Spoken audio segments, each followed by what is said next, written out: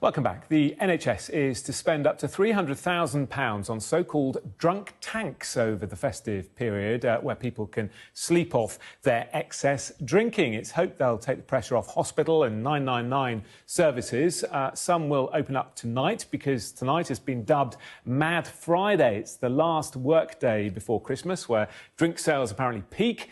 And, of course, many office parties are held. And I'm joined now by Dr. Kishan Rees, who will be working shifts in A&E right over the Christmas period. Just paint a picture, if you will, of what it's like in A&E when some people come in who really have had far too much to drink.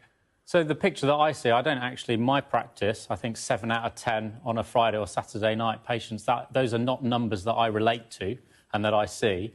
I thought it might be that I just work out in the sticks in A&E, and in major city centres it might be different.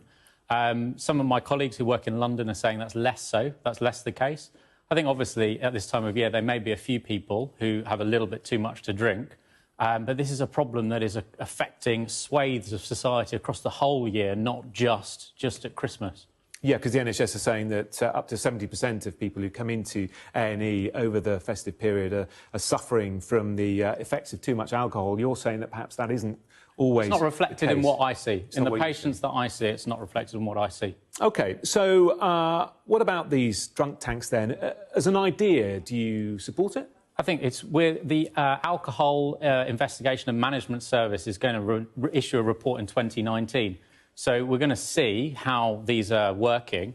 As a doctor, I would offer a cautionary note in terms of we need to be really careful. Sometimes when a patient that comes in and it says they're just drunk, they could have underlying medical issues such as head injuries, ankle fractures, various other things that need to be supported. So if these facilities have that additional support as well, then fantastic, that's great.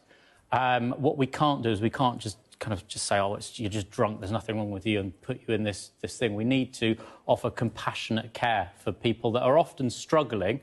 I did a job in drug and alcohol detox psychiatry, and the human stories of patients that were dealing with divorce, depression, the demons of past sexual abuse. There is often a story underlying the reasons why people seek alcohol. And I don't think it's fair to tar all these vulnerable people with the same brush. But, of course, there are a lot of people who just don't know when to stop, aren't there? Especially over Christmas, they just have one too many, and then it becomes a problem. And, you know, it's not only their own health and safety, but when you see people attacking paramedics and ambulance crews because, quite simply, they're paralytic. Sure, binge drinking is a societal problem, it's a cultural problem, and we see some of the effects of that in the NHS. But it's the same problems that the NHS faces in terms of staffing, resourcing, is the same problems that our police colleagues face, in the sense that they don't have the adequate resources and staffing to deal with that. So, yes, there is an element of that, but I would not say that that is the vast majority. That's not true in the case for that. And I guess we should end on some advice for people who are heading to Christmas parties tonight about alcohol. I mean, it is easy to forget what your limit is, isn't it? Yeah, I mean, I would say drink and drive, absolutely no alcohol. Don't get in a car, you know, playing the limit and say, oh, it's OK. I'd just say, if you drink, don't drive, no matter how much. And, yeah, try everything in moderation. Try and be sensible. Enjoy Christmas.